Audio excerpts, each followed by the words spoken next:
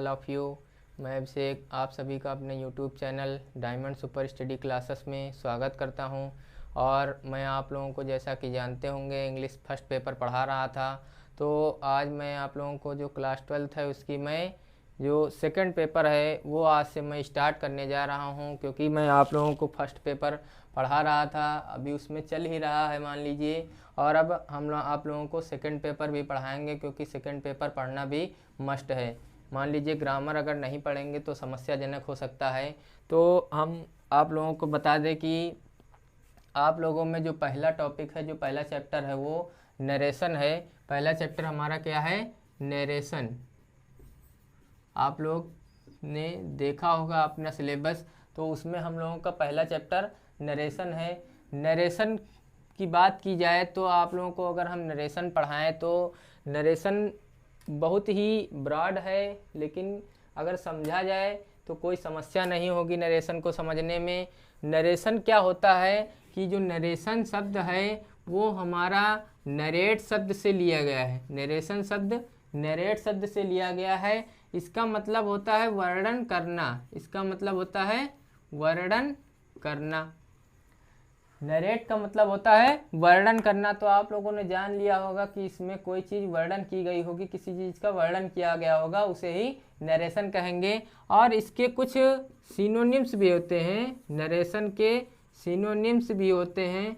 आप लोगों को सिनोनिम्स इसके हम बता दें तो इसके सिनोनिम होता है स्टेटमेंट।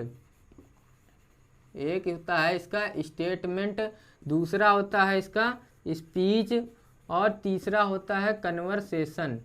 तीसरा होता है कन्वर्सेशन। ये तीन इसके सिनोनिम्स होते हैं। इसके नरेशन के तीन सिनोनिम होते हैं, स्टेटमेंट, स्पीच, कन्वर्सेशन। मतलब इन तीनों का मतलब आप खुद ही समझ जाइए कि वर्णन करना वही चीज़ हो जाएगी।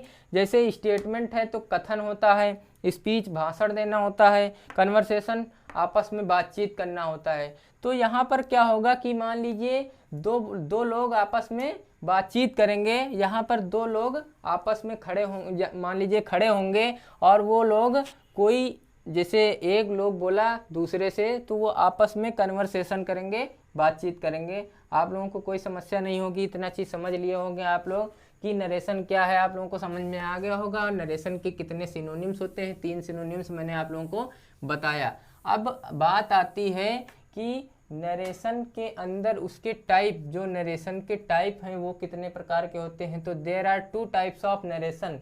टू टाइप्स ऑफ नरेशन होते हैं, दो टाइप होते हैं नरेशन के। पहला क्या होता है? Direct speech. पहला होता है डायरेक्ट स्पीच, दूसरा होता है इनडायरेक्ट स्पीच। दूसरा होता है इनडायरेक्ट स्पीच। नरेशन के टू टाइप्स होते हैं, डायरेक्ट स्पीच और इनडायरेक्ट स्पीच। आप लोगों को कोई समस्या नहीं होगी। डायरेक्ट स्पीच मतलब ये होता है प्रत्यक्ष। डायरेक्ट मतलब होता है प्रत्यक्ष, और इनडायरेक्ट का होता है अप्रत्यक्ष। इनडायरेक्ट मतलब होता है अप्रत्यक्ष। मतलब कि डायरेक्ट में होगा कि दो लोग आपस में बातचीत करेंगे, वो आमने सामने होकर बातचीत करेंगे। और अप्रत्यक्ष में क्या होगा कि वो लोग आपस में आमने सामने नहीं, जो वहाँ पे तीन लोग हो जाएंगे। मतलब वो दो लोगों ने जो बात की, वो जो दूसरा व्यक्ति था वो तीसरे को जाके अपनी बात बताएगा। तो आप लोगों को मैं बता दूं डायरेक्ट के बारे में। पहले डायरेक्ट के बारे में आप लोगों को समझा देते हैं कि डायरेक्ट क्या चीज़ है। तो डायरेक्ट में मान लीजिए दो व्यक्ति हैं। डायरेक्ट में दो व्यक्ति हैं, राम, एक का नाम है राम, एक का नाम है श्याम। दो व्यक्ति हैं, ये दोनों लोग खड़े हुए हैं और आपस में बातचीत कर रहे हैं। तो जो राम ने इनसे श्याम से कहा, तो वो दोनों ने डायरेक्टली तो बात किया, प्रत्यक्ष रूप से बात कर रहे हैं ना, तो बस वही चीज़ डायरेक्ट स्पीच होगी। वही चीज़ क्या होगी? Direct speech. अब हम लोग देखें अगर कि इनडायरेक्ट की स्पीच क्या होता है। इनडायरेक्ट स्पीच क्या होता है? तो मैंने बताया ये अप्रत्यक्ष होता है। इसका मतलब अप्रत्यक्ष मतलब इसमें कोई छुपा रहेगा, कोई एक लोग सामने नहीं होंगे। तो यहाँ पर मान लीजिए तीसरे आ जाते हैं मोहन। तीसरे कौन आ जाते हैं? मोहन। अब राम और श्याम, मोहन, तीन लोग आ गए इनडायरेक्ट स्पीच। अब राम को जो मोहन से कहना था, राम को एक बात मोहन से कहनी थी। ये दोनों आपस में मित्र हैं, ये दोनों आपस में बहुत घनिष्ठ मित्र हैं।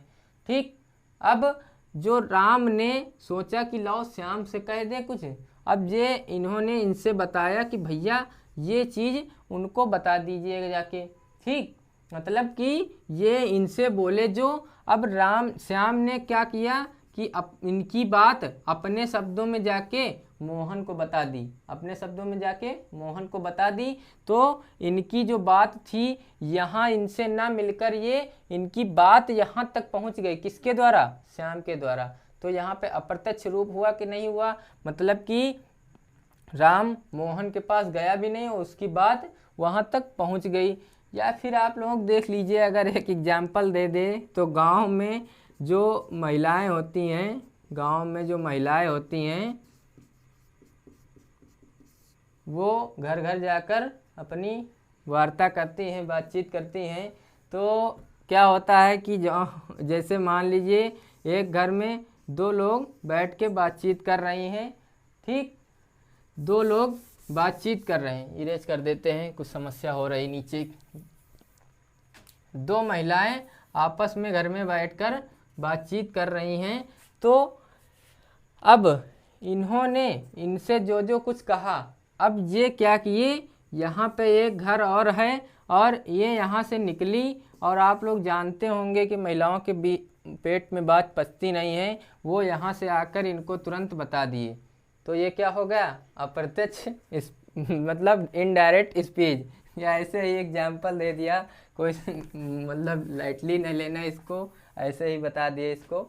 तो आप लोगों ने जान लिया इनडायरेक्ट स्पीच क्या कहते हैं, डायरेक्ट स्पीच क्या होता है। डायरेक्ट स्पीच अगर हम लोग देखें तो इसकी अगर हम लोग ठीक ढंग से परिभाषा अगर देखें तो जो वक्ता होगा, मतलब कहने वाला जो वक्ता होगा, वक्ता के द्वारा जो भी कुछ कहा जाएगा उसको ज्यों का त्यों कह देना डायरेक्ट स्पीच कहलाता है। और अप्रत्यक्ष क्या होता है, इनडायरेक्ट स्पीच क्या होता है, जो वक्ता के द्वारा कहे गए शब्दों को हम अपने शब्दों में उससे कहें, किसी से कहें, उसे हम लोग इनडायरेक्ट स्पीच कहते हैं। बस आप लोगों को इतना यहाँ तक जानना था, तो इसमें आप लोगों को कोई समस्या नहीं होगी। और मैं आप लोगों को इसके अगर मान लीजिए एग्जाम्पल दे के बता दूँ, आप लोगों को इसका एक एग्जाम्पल दे के बता दूँ डायरेक्ट स्पीच का, तो इसका एग्जाम्पल होता है Mohan said to me, comma inverted comma, I am reading a book. ठीक, कोई समस्या नहीं। अब यहाँ पर क्या होता है कि ये डायरेक्ट स्पीच है। देखिए दो लोग आपस में बातचीत कर रहे हैं, बता दिए कि मैं ये कर रहा हूँ, डायरेक्ट स्पीच हो गया। इसमें कुछ चीज़ें होती हैं जो आप लोगों को जानना ज़रूरी है कि वो क्या क्या चीज़ें होती हैं। मैं आप लोगों को बता दूं अच्छी तरीके से कि ये जो होता है वो हमारा होता है सब्जेक्ट, ये होता है सब्जेक्ट, या फिर इसको हम लोग कह सकते हैं स्पीकर, इसको स्पीकर कह सकते हैं, वक्ता कह सकते हैं, इसको हम लोग वक्ता कह सकते हैं। ये हमारी होती है वर्ब, ये क्या होती है? वर्ब। और इसको हम लोग क्या कहते हैं? ऑब्जेक्ट, इसको कहते हैं ऑब्जेक्ट, या फिर इसको लिसनर भी कह सकते हैं, लिसनर भी कह सकते हैं, मतलब सुनने वाला, श्रोता, जो सुनने वाला होता है उसे हम लोग लिसनर भी कह सकते हैं, ऑब्जेक्ट कह सकते हैं। अब बात आती है कि ये जो पार्ट इतना होता है, इतने पार्ट को क्या कहते हैं? तो इतने पार्ट को हम लोग रिपोर्टिंग वर्ब कह सकते हैं, रिपोर्टिंग वर्ब कह सकते हैं, या फिर इसको हम लोग रिपोर्टिंग स्पीच भी कह सकते हैं, रिपोर्टिंग स्पीच कह सकते हैं। आप लोगों को ये याद करना पड़ेगा, ये चीज़ें ध्यान रखनी पड़ेंगी कि कौन सी चीज़ कहाँ पर क्या होती है। तो अब ये मैंने बता दिया। अब इसमें हम लोग आ जाते हैं, तो ये जो पूरा पार्ट होता है, ये पूरा पार्ट जो होता है इसको हम लोग कहते हैं रिपोर्टेड स्पीच। इसको क्या कहते हैं? Reported speech. इस पूरे पार्ट को रिपोर्टेड स्पीच कहते हैं। ये रिपोर्टिंग वर्ब हो गया, रिपोर्टिंग स्पीच हो गया, और सब्जेक्ट हो गया स्पीकर, वर्ब, ऑब्जेक्ट, लिसनर। बस आप लोगों को इतना ही जानना था इसके बारे में। अब बात आती है कि ये तो डायरेक्ट स्पीच है, डायरेक्ट से इनडायरेक्ट हम लोगों को बनाना है।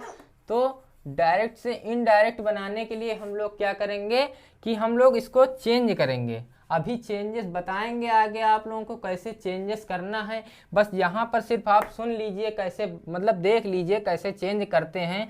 तो यहाँ पर Mohan told me that, comma inverted comma हटा के दैट, यहाँ के हिसाब से हो जाएगा ही वाज रीडिंग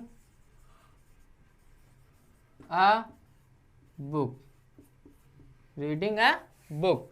कोई समस्या नहीं होनी चाहिए, ये डायरेक्ट हो गया, ये इनडायरेक्ट स्पीच हो गया। बस आप लोगों को इतना जानना है। अभी मैं इसको चेंज कैसे करना है, रूल कितने आते हैं, सभी चीज़ें आप लोगों को बताऊंगा। अब यहाँ पर मान लीजिए यहाँ जो आई था, ये इसके आई जो था वो फर्स्ट पर्सन, मतलब यहाँ के हिसाब से चेंज होके ही आया।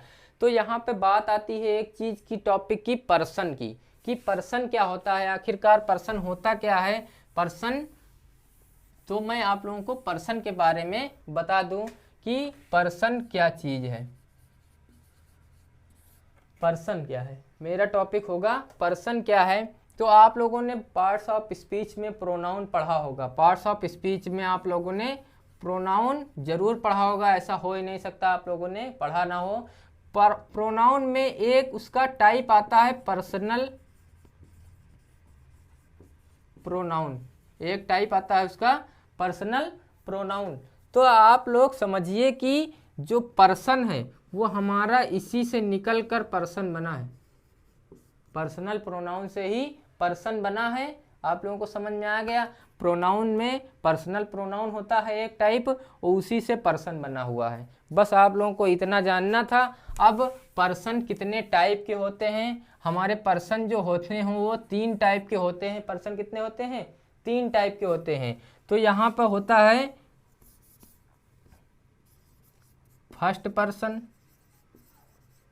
Second person, third person,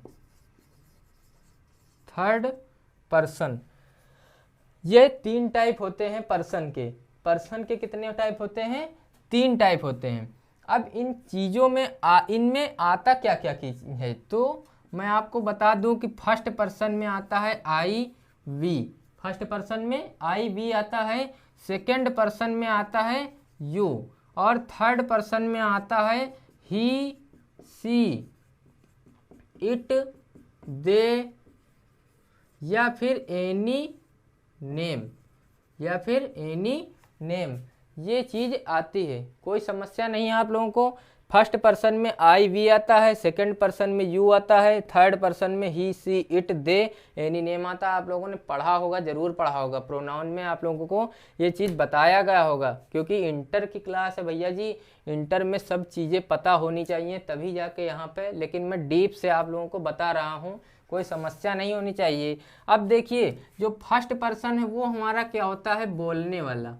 first person होता है बोलने वाला, और सेकंड पर्सन होता है हमारा सुनने वाला, सेकंड पर्सन होता है सुनने वाला। और जो थर्ड पर्सन होता है जिसके बारे में कुछ कहा जाए। नहीं आ रहा है, ये नीचे कुछ कट रहा है, देखिए यहाँ पे लिखे दे रहे हैं, जिसके बारे में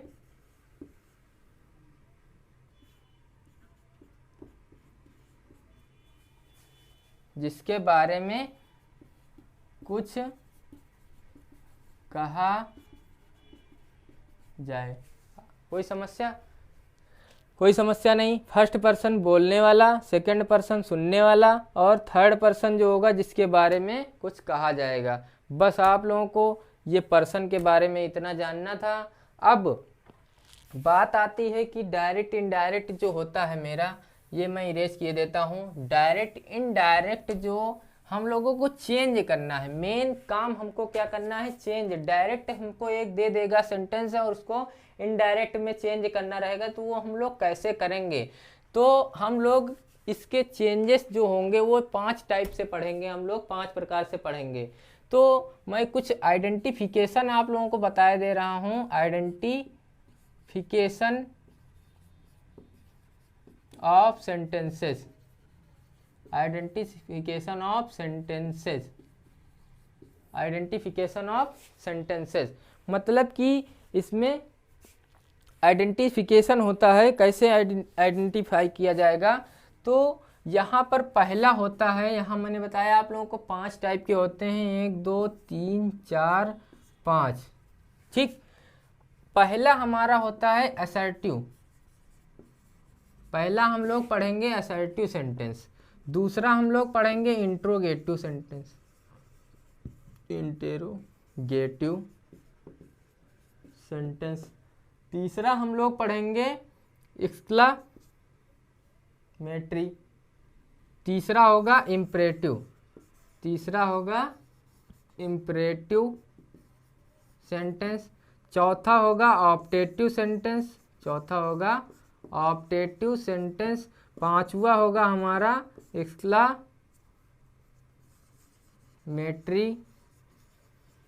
एक्सक्लामेटरी सेंटेंस। ये चीज़ 5 आप लोगों को पढ़ना है। अब मैं बता दूं कि इसमें आप लोग जानते होंगे फुल स्टॉप लगा रहता है। आपको अगर फुल स्टॉप दिखा तो सोच जाइएगा कि असर्टिव सेंटेंस लगभग है। दूसरा क्या है इंट्रोगेटिव, यहाँ पे मैंने बताया क्वेश्चन मार्क लगा होगा। इंट्रोगेटिव प्रश्नवाचक चिन्ह होता है, इसमें कोई क्वेश्चन करता है तो वही इंट्रोगेटिव क्या हो जाएगा, क्वेश्चन मार्क लगा होगा, तो इंट्रोगेटिव हम लोग पहचान जाएंगे। अब हम लोगों को इम्परेटिव कैसे पहचानना है, इम्परेटिव कैसे हम लोग पहचानेंगे। इम्परेटिव में वर्ब फर्स्ट लगी होगी और उसी के साथ में लेट लगा होगा, उसी के साथ में लेट लगा होगा। अब ऑप्टेटिव हम लोगों को पहचानना है, तो समस्या हो रही है कुछ नीचे। देखिए मैंने 2-3 चीज़ें बता दी आप लोगों को, यहाँ से मैं इरेज किए देता हूँ थोड़ा सा। ऑप्टेटिव आप लोगों को बताना है, ऑप्टेटिव सेंटेंस और एक्सक्लामेटरी बताना है सेंटेंस। तो ऑप्टेटिव आप लोग कैसे पहचानेंगे, ऑप्टेटिव में लगा होगा और इस तरह का साइन लगा होगा। ऑप्टेटिव में कहीं भी लिखा होगा इस तरह आप लोग समझ जाएंगे ऑप्टेटिव सेंटेंस दिया हुआ है। एक्सक्लामेटरी में क्या होगा कि एक्सक्लामेटरी में ये साइन लगा होगा, ये साइन लगा होगा, मतलब इस तरह भी लिख सकते हैं, अलास लिखा होगा, ओ लिखा होगा, ओ माय गॉड, ऐसे हुर्रे हुर्रे लिखा होगा। इस तरह आप लोग समझ जाएंगे ऑप्टेटिव सेंटेंस और एक्सक्लामेटरी सेंटेंस, इनमें आप लोगों को समस्या नहीं होनी चाहिए। मैं आज आप लोगों को यहीं तक पढ़ाऊँगा। मैं आप लोगों को क्या बताया, नरेशन मैंने बताया, नरेशन के प्रकार बताए, और मैंने आप लोगों को पर्सन बताया, आइडेंटिफिकेशन बता दिया। अब हम लोग अगले दिन हमारा जो पहला होगा असर्टिव सेंटेंस वो हम लोग स्टार्ट करेंगे, क्योंकि ये चीज़ बेसिक थी, जो बेसिक थी मैंने बेस आप लोगों को बता दिया, उसमें कोई समस्या नहीं होनी चाहिए। अब हम लोग चेंजेस देखेंगे कि कैसे डायरेक्ट को इनडायरेक्ट में चेंज करना है, तो वो मैं अगले वीडियो में आप लोगों को बताऊंगा, क्योंकि इस तरह वीडियो लंबा हो जाएगा और आप लोगों को भी मतलब समस्या होने लगेगी, तो मतलब आप लोगों का बन नहीं पाएगा सही से, समस्याएं पैदा होने लगेंगी। तो बस हम लोगों ने जितना डीप में जाना, छोटी चीज़ें जो जानी, बस आप यहीं तक पढ़िए। इसके बाद मैं अगले वीडियो में आप लोगों को बताऊंगा। और आप लोगों को अगर मेरा वीडियो अच्छे से समझ में आया हो, पसंद आया हो, चीज़ें मैंने जो समझाई समझ में आई हूँ, तो आप लोग मेरे चैनल को सब्सक्राइब करना ना भूलें। मेरे चैनल को सब्सक्राइब जरूर कर लीजिए, बेल आइकन दबा दीजिए, जिससे जो भी वीडियो मैं डालूँ वो आप लोगों तक ज़रूर पहुंच जाएं। और मेरे वीडियोस को लाइक शेयर कमेंट करना ना भूलिए, मतलब अगर आप लोग लाइक शेयर कमेंट करते रहेंगे तभी हम लोगों को प्रोत्साहन मिलता रहेगा, और उससे मैं उससे भी मेहनत ज़्यादा करूँगा। तो आप लोग मेरे वीडियोस को लाइक शेयर कमेंट करना ना भूलिए, और अपने मित्रों तक शेयर ज़रूर करिए मेरे वीडियोस को। और अगर आप लोगों को ये बता दें कि 12th की क्लास में आप लोगों को नोट्स भी प्रॉपर चाहिए, तो अगर आप लोगों को नोट्स चाहिए तो आप लोग मुझसे व्हाट्सएप ग्रुप पे, मेरा लिंक नीचे डिस्क्रिप्शन में पड़ा रहेगा, उसमें व्हाट्सअप ग्रुप पे आप लोग आके इसी चैनल के नाम से डायमंड सुपर स्टडी क्लासेस के नाम से बना हुआ है, उस पर मुझे फॉलो कर सकते हैं, वहाँ से मुझसे नोट्स ले सकते हैं। या फिर आप लोगों के पास अगर टेलीग्राम हो तो आप लोग टेलीग्राम पर भी मेरे डायमंड सुपर स्टडी क्लासेस के नाम से मेरा मतलब ग्रुप बना हुआ है, और उसी पे आप लोग आके मुझसे नोट्स ले सकते हैं। मैं अच्छे से अच्छे कंटेंट दूंगा, आप लोगों को प्रॉपर नोट्स दूंगा। अब मैं आप लोगों से इजाज़त मांगता हूँ। धन्यवाद।